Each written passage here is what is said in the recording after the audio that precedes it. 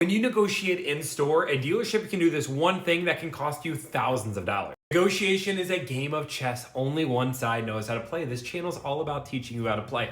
Guys, we're talking about negotiation. Negotiation is all about leverage. Now, you don't have to be really good at talking to people or really good at, sales in order to be a good negotiator. You just have to understand how to utilize leverage. And what a dealership's main goal is to get you in store. The reason being is they hold all the leverage. That is their home turf. That is why I preach negotiate all your deals online and over the phone. I'll use an example. I'm recently helping a client here that bought a car and now they want to buy a different vehicle. Throughout that process, they negotiated their first deal entirely in store. And through that process, there was a few things that they were told that were mandatory and they couldn't remove. They tried for hours. One of those things was the dealership's Advantage plan that came with a paint protection, maintenance, all these other things. Then the other one that they made basically mandatory was a warranty, like a tri protection and a gap insurance. And they said that I absolutely have to have, this is part of the deal. If you don't get it, you don't get the car. So after hours of negotiations, they kind of just folded and said, I guess this is what we have to do. I've negotiated with this dealership before and I looked through my records and I didn't pay for this Advantage plan.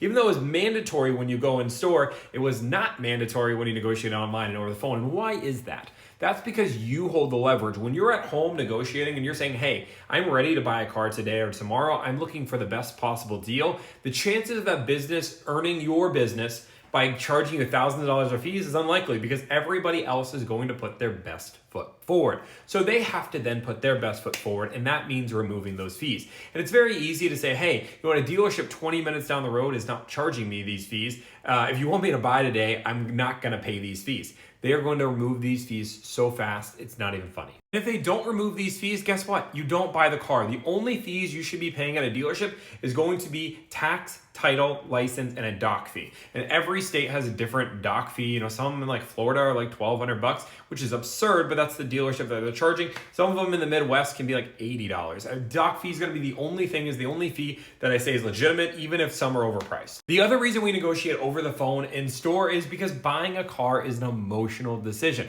It's one of the biggest purchases your entire life. A lot of people dream of this moment. So because of this, when you're in store and you can see the car right there and you have people pressuring you, you are more subject to make an emotional buying decision, which you're going to regret later. When you're at home, you're able to keep those emotions in check. When you get emotional and you're like, I don't know what to do, you can just step back. Stop, relax. Just let the dealership sit there for a while and really gather your thoughts and say, is this a good decision? If it's not, compare the options. It makes it much more of an analytical decision, which is what you're trying to do when buying a car. Yes, emotions come into play, but that's more during the shopping phase, which I talk about in other videos. During the buying phase, we need to stay analytical.